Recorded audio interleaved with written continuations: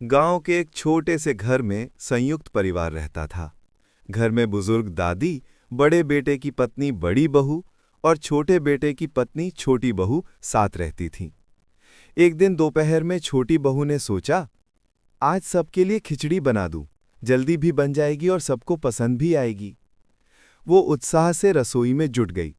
चावल दाल धोकर रखी, सब्जी काटी और बर्तन में पानी चढ़ा दिया। नमक डालते समय उसने मन ही मन सोचा, थोड़ा और डाल दूं, वरना फीकी लगेगी। उसी समय बड़ी बहू आ गई। उसने देखा कि छोटी बहू खिचड़ी पका रही है।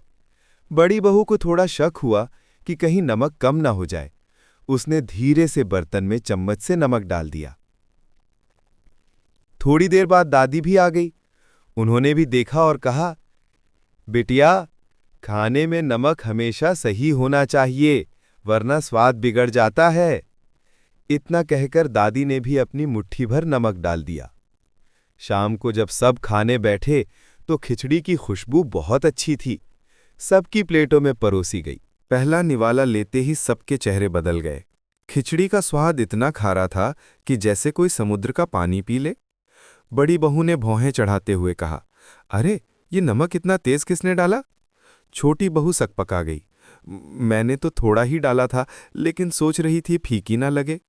दादी भी चुप नहीं रहीं, बोली, मैंने तो समझा कि तुम भूल जाओगी, इसलिए मैंने भी नमक डाल दिया। अब तीनों एक दूसरे का चेहरा देखने लगीं और हंस पड़ी। घर का माहौल हल्का हो गया। बड़ा बेटा, जो अब तक चुप था, बोला, तो ये खिचड़ी नहीं, नमक की खिचड़ी बनी है। सभी ने मजबूरी में दही और अचार निकालकर उसी खिचड़ी के साथ खा लिया। खाने के बाद दादी ने मुस्कुराते हुए कहा, देखो, यही परिवार का असली मजा है। कभी खिचड़ी फीकी होती है, कभी नमकीन, लेकिन साथ बैठकर खाने का आनंद सबसे बड़ा स्वाद है।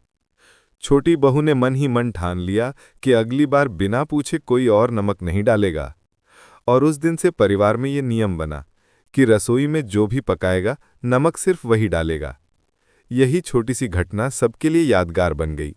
जब भी खिचड़ी पकती, सब हंसते हुए कहते, ज्यादा नमक मत डालना, नहीं तो फिर से समुद्र तट की सैर करनी पड़ेगी।